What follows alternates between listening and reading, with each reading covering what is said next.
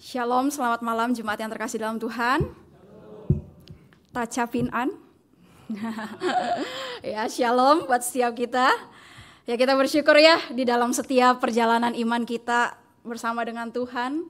Meskipun kita tahu ada suka duka, ada masalah dan tantangan yang bisa membuat kita nggak punya damai, nggak punya kelegaan. Kita tersesat begitu ya. Tapi kita bersyukur ketika kita memandang kepada Tuhan, melihat kepada Tuhan, hidup dalam Tuhan. Kita percaya bahwa di dalamnya ada kedamaian, ada kelegaan. Amin. Dan oleh karena itu mari kita sama-sama terus mempercayakan hidup kita bersama dengan Tuhan.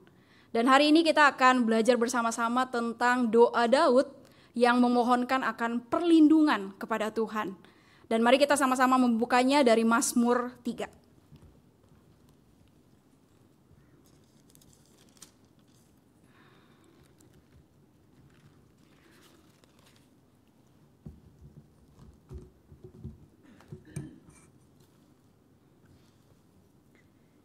Mari kita membacakan bagian ini secara bertanggapan. Saya akan mulai ayat yang pertama, jemaat terkasih ayat yang kedua, demikian seterusnya sampai habis ayat yang ke-9 ya.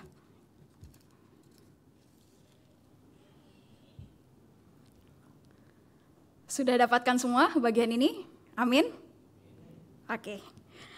Nyanyian pagi dalam menghadapi musuh. Mazmur Daud ketika ia lari dari Absalom anaknya.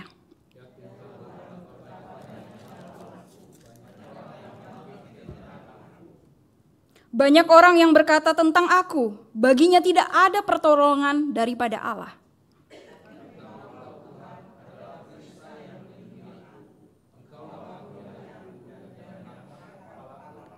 Dengan nyaring aku berseru kepada Tuhan, dan ia menjawab aku dari gunungnya yang kudus.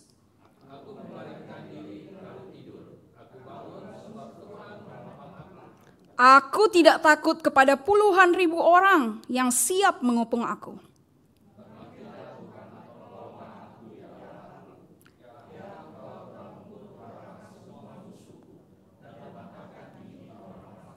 Ayat 9 bersama-sama. Dari Tuhan datang pertolongan, berkat-Mu atas umat-Mu. Ya, jemaat yang terkasih dalam Tuhan, sebelum kita lebih jauh di dalam perenungan firman Tuhan pada hari ini, ya tidak ada salahnya ya kalau di awal renungan kita main tebak-tebakan, gitu ya. Nah, kira-kira kalau dari gambar berikut ini, nah gambar ini kira-kira menggambarkan peribahasa apa? Oke ya, gampang sekali ya. Jadi kalau nanti yang benar jawabannya boleh makan 3 porsi begitu ya, nanti siomay di depan gitu. Ya, jemaat yang terkasih dalam Tuhan, gambar ini menggambarkan tentang peribahasa yang menyatakan sudah jatuh tertimpa tangga. Yang artinya peribahasa ini mau menyatakan bahwa orang itu sudah mendapatkan masalah, mendapatkan lagi masalah yang lain begitu ya. Jadi masalahnya itu bertubi-tubi di dalam hidupnya. Nah, saat ini dari setiap kita ada enggak yang pernah atau bahkan saat ini sedang menghadapi masalah yang bertubi-tubi? Bukan hanya satu masalah, tapi masalah bertubi-tubi. Oh, anak praktik. Dia jawab saya loh katanya, masalahnya udah banyak ini yang praktik ya, apalagi yang full timer gitu. Gitu. Ada dari kita yang bukan hanya punya satu masalah, tapi 2 masalah, 3 masalah, bahkan masalah yang bertubi-tubi. Mungkin penggambarannya juga bahkan seperti ini begitu ya, bagaimana seperti kecelakaan yang beruntun begitu di jalan tol begitu. Sudah ditabrak dari depan, ditabrak dari belakang, begitu. Terus habis tertabrak, begitu ya. Memikirkan lagi, aduh saya kan tadi nabrak yang di depan, saya harus ganti rugi.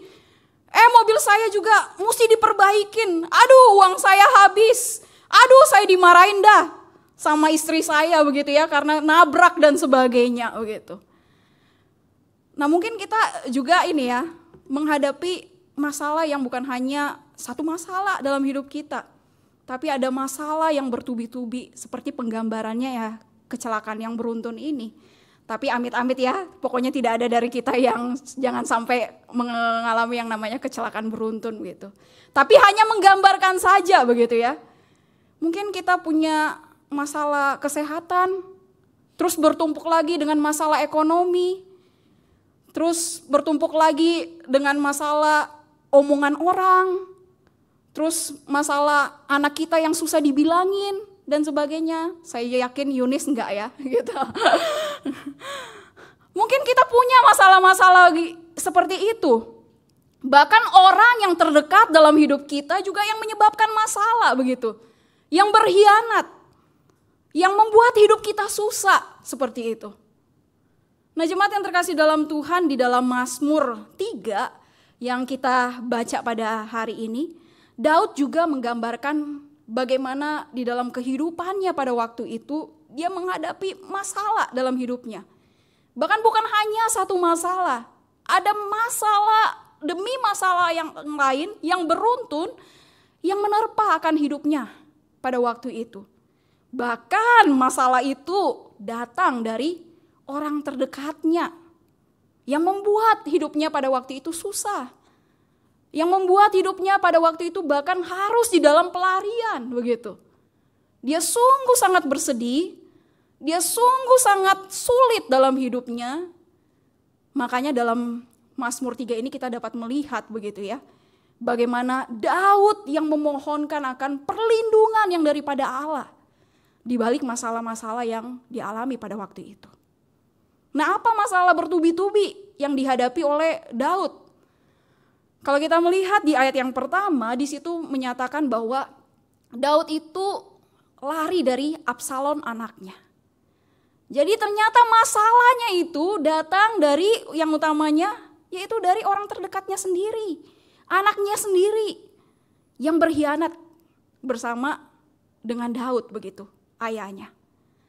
Nah, Absalom ini adalah kalau kita melihat begitu ya, kenapa Daud itu bisa lari dari Absalom? Nah, itu di dalam 2 Samuel pasal 15 sampai ayat 18 menceritakan tentang hal ini. Mengapa Daud itu sampai lari dari Absalom anaknya? Karena ternyata Absalom itu berkhianat ya dari papanya sendiri. Nah, Absalom itu dikatakan adalah seorang yang tampan begitu dan berkarisma. Kalau dalam 2 Samuel 14 ayat 25 di situ dikatakan apa? Dipuji kecantikannya. Tapi sebenarnya seharusnya terjemahannya itu dipuji ketampanannya begitu. Dan Absalom itu sungguh berkarisma di dalam keberadaannya begitu. Tapi Absalom ini ternyata di dalam kelakuan sehari-harinya dia apa? Banyak berkelakuan buruk begitu. Makanya kita juga mesti hati-hati ya sama orang yang tampan, sama orang yang cantik, yang berkarisma begitu. Nah, bisa-bisa juga penutup tipu muslihat begitu ya. Tapi saya yakin di GKI Epic ini nggak ada yang seperti itu ya. Semua cantik-cantik, ganteng, dan tulus hati. Amin. Amin. Nah, tapi Absalom dikatakan seperti itu begitu ya. Bahkan di dalam 2 Samuel 13 mencatat akan kelakuan buruknya begitu. Di mana dia membunuh Amnon gitu ya, yang telah memperkosa akan Tamar adiknya begitu. Dan bukan hanya itu saja begitu ya.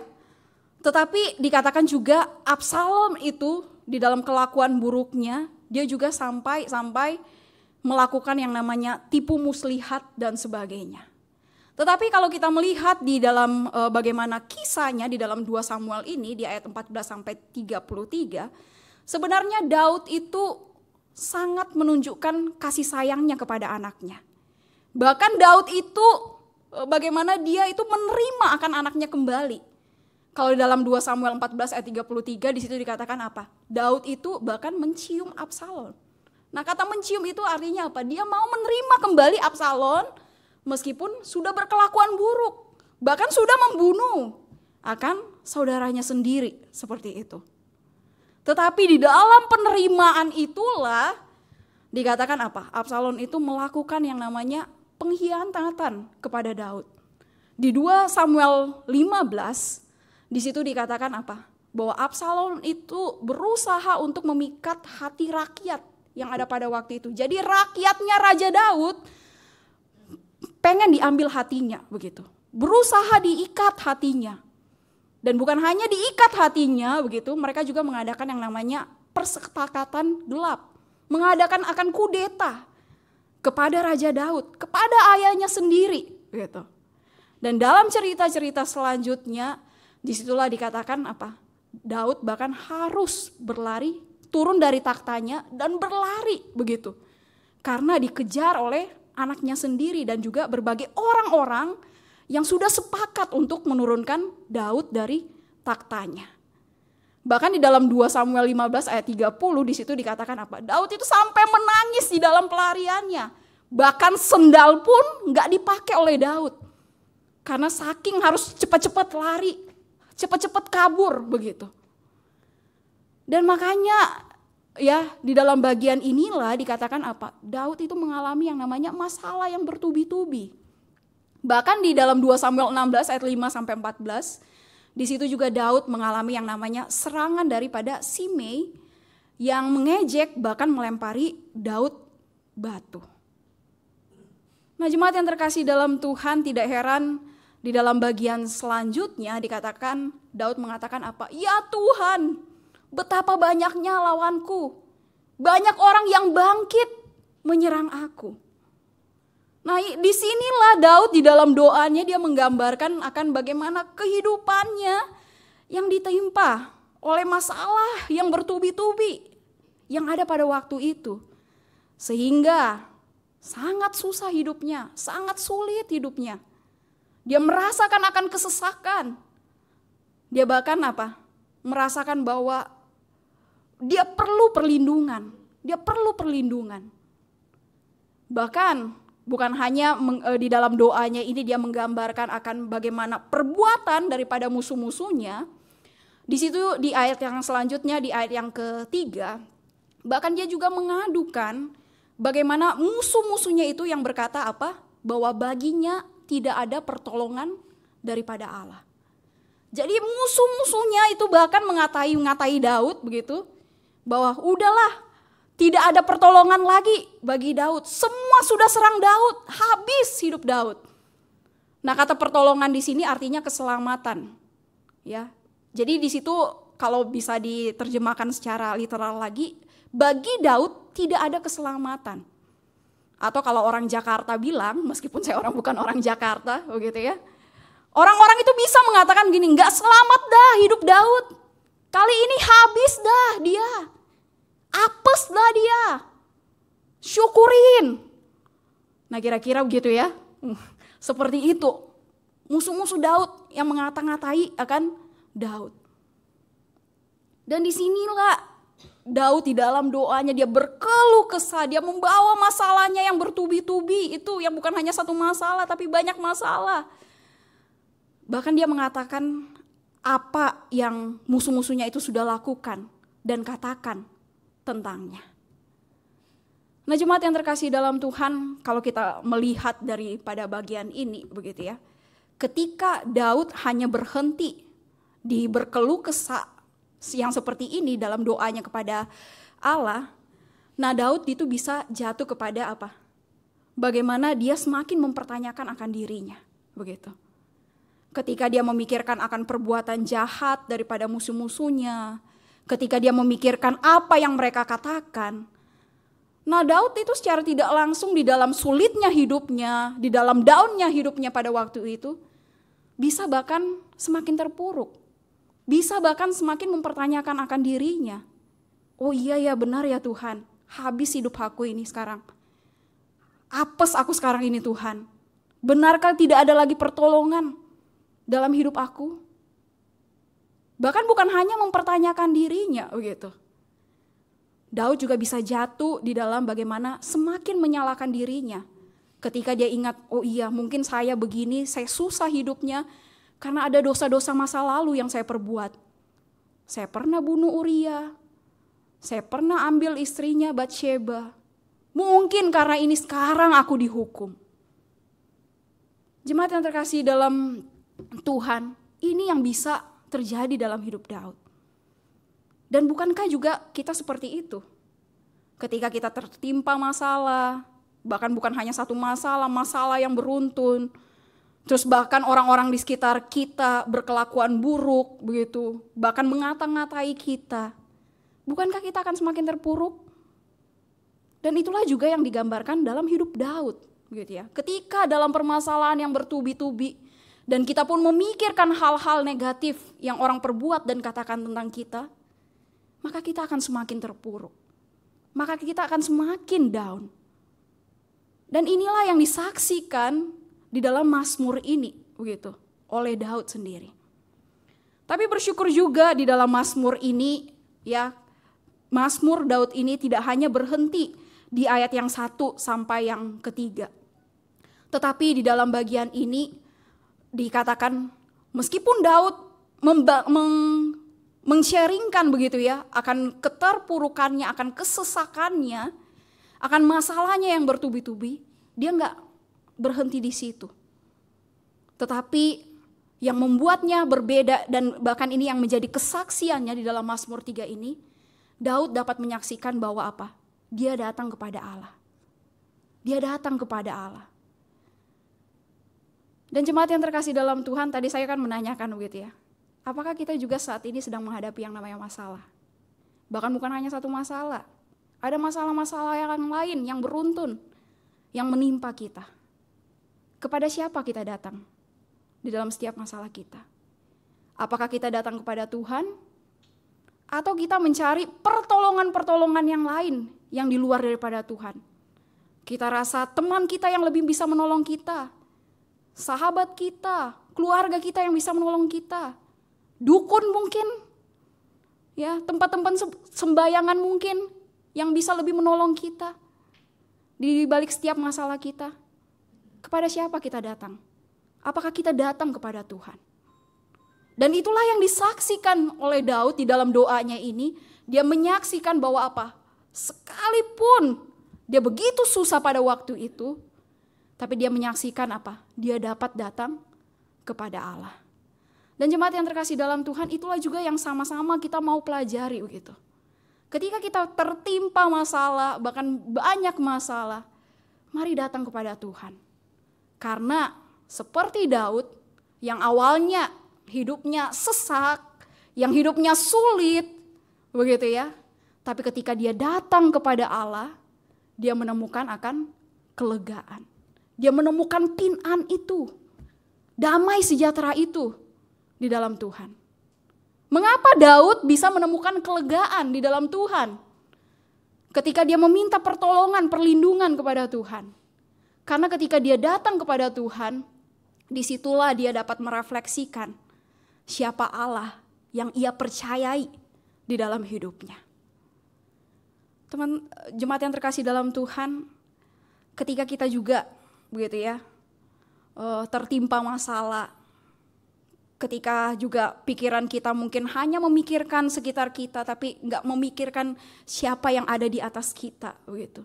Maka kita akan semakin terpuruk.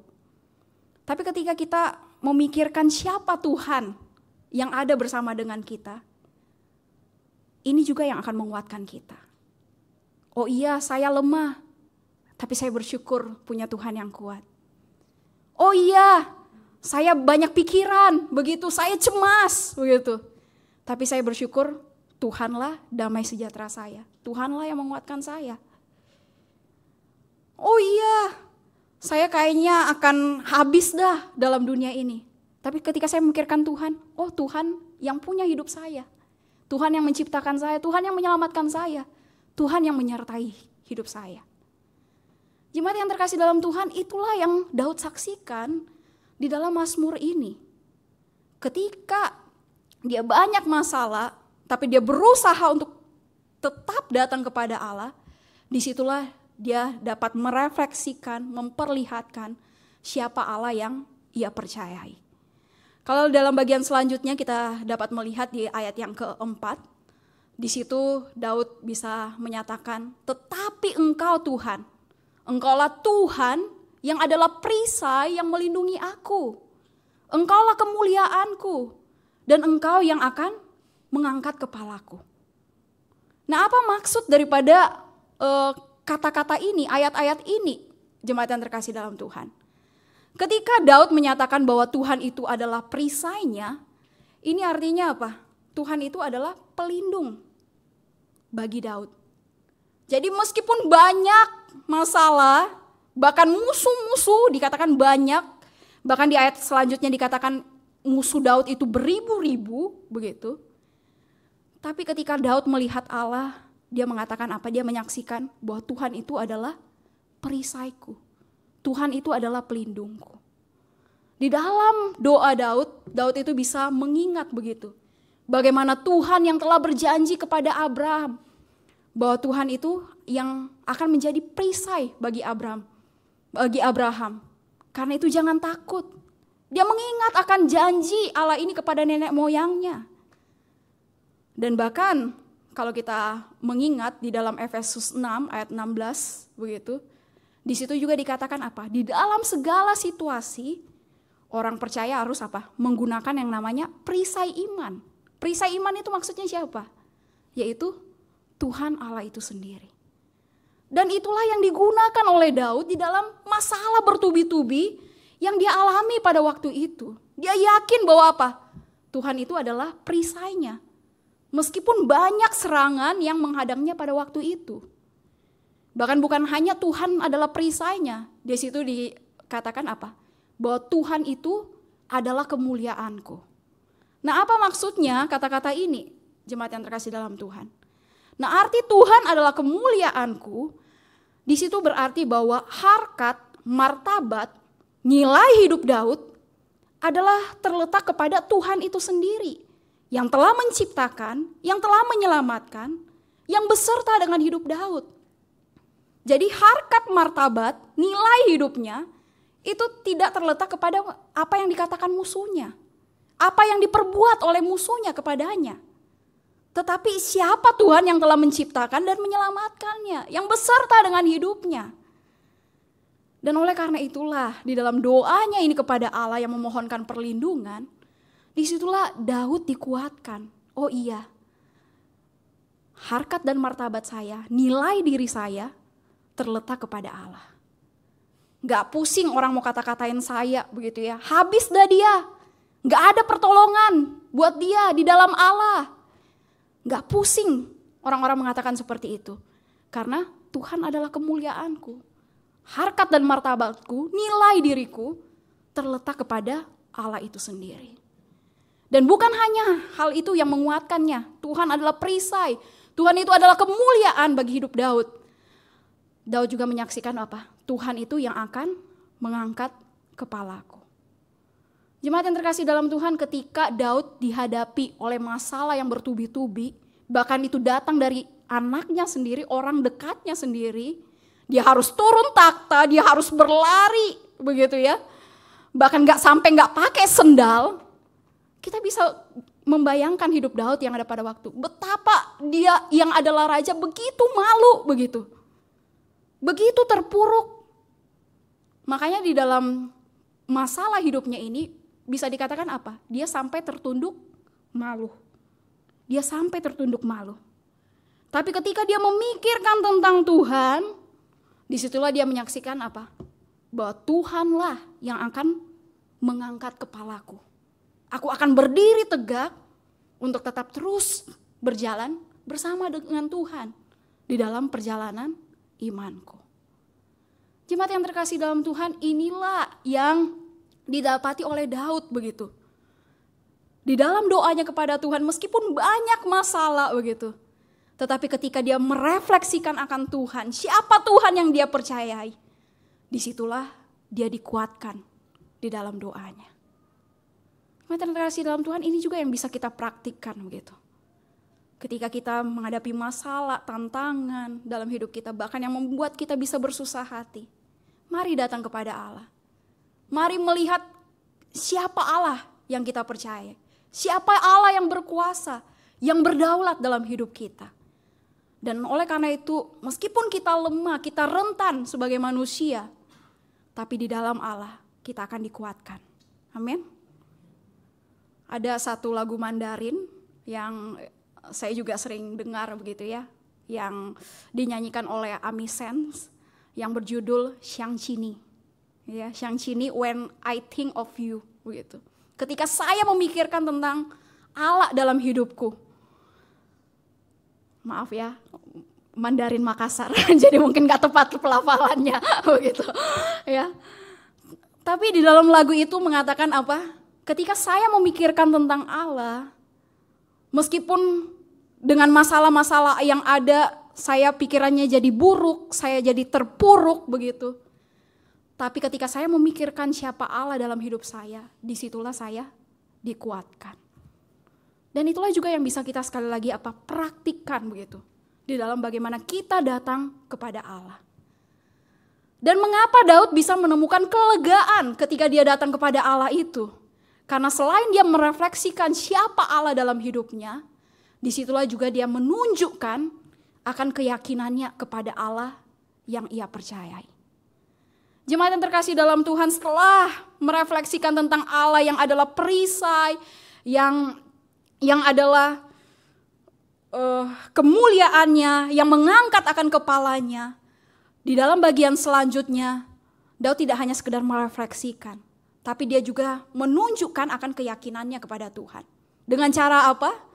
Di ayat yang kelima di situ dikatakan apa? Bahwa Daud dengan nyaring, aku berseru kepada Tuhan. Jadi Daud di dalam doanya kepada Tuhan semakin keras begitu. Untuk berdoa kepada Tuhan. Semakin lantang, semakin yakin. Bahkan ada penafsir yang mengatakan di dalam doa Daud yang seperti itu di ayat yang kelima ini, bahkan kalau ada orang sekitar yang dengar tentang doa Daud, dia membiarkan akan hal itu. Supaya apa? Orang-orang itu bisa mendengar doa Daud. Begitu ya, bagaimana dia yang berseru kepada Allah. Dan bukan hanya dengan datang berseru kepada Allah dengan suara yang nyaring, dia percaya bahwa di dalam doanya Tuhan itu akan menguatkannya, tetapi juga di dalam bagaimana dia menunjukkan akan keyakinannya ini, dia tidak hanya datang berdoa, tapi dia memberikan dirinya untuk rest di dalam Tuhan. Di ayat yang ke-6 di situ dikatakan apa? Aku membaringkan diri lalu tidur. Nah, jemaat yang terkasih dalam Tuhan, orang yang punya masalah yang banyak pasti nggak bisa tidur, bukan? Ada yang saat-saat ini susah tidur? Ya, saya juga pernah kok, gitu ya. Bahkan disarankan oleh konselor saya, udah minum itu melatonin ya, gitu, untuk bisa tidur begitu. Tapi jemaat yang terkasih dalam Tuhan, di sini Daud menyampaikan apa? Aku membaringkan diri lalu tidur. Nah, tidur di sini artinya apa? Kondisi tanpa perlawanan. Kalau dia tidur, itu artinya dia nggak memegang pedang dan perisai. Dia nggak mampu berjaga-jaga. Dan kalau dia tidur, itu artinya apa? Bahaya bisa datang kapan saja. Bisa menyerang kapan saja. Tetapi Daud menyaksikan selain dia berdoa kepada Allah, dia rest juga di dalam Tuhan. Dia mempercayakan dirinya kepada Tuhan. Dan oleh karena itu ketika dia sudah tidur, di situ dia katakan apa? Aku bangun. Sebab Tuhan itu yang menopang aku. Daud mempercayakan akan hidupnya kepada Tuhan. Dan dia mendapatkan kedamaian sampai dia bisa tidur. Dan di dalam doanya inilah kalau kita melihat di ayat-ayat selanjutnya, Daud yakin bahwa Tuhan itu yang akan bertindak pada musuh-musuhnya. Yang penting bagaimana dia bersama dengan Tuhan. Apakah dia benar-benar datang kepada Tuhan? Apakah dia benar-benar mempercayakan hidupnya kepada Tuhan? Di ayat yang ke-7 sampai yang ke-8, di situ memperlihatkan bagaimana keyakinan Daud bahwa Tuhan itu yang akan bertindak atas musuh-musuhnya. Dan di dalam Mazmur 9 ini juga ditutup apa? Bahwa dari Tuhan datang pertolongan, berkat-Mu atas umat-Mu.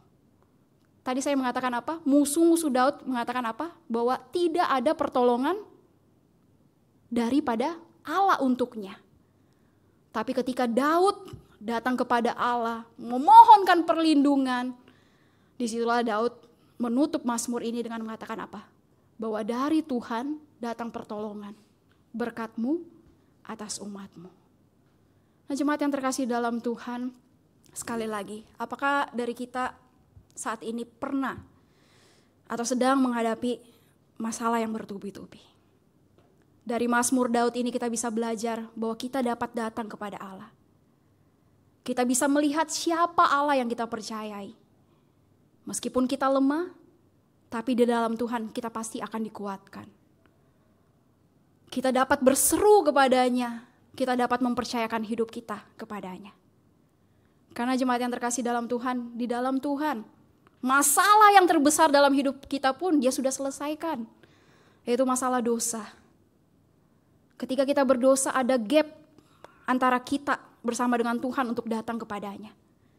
Tapi ketika Dia telah menyelesaikan masalah utama kita yaitu dosa, kini tidak ada penghalang lagi bagi kita untuk datang mempercayakan hidup kita kepadanya.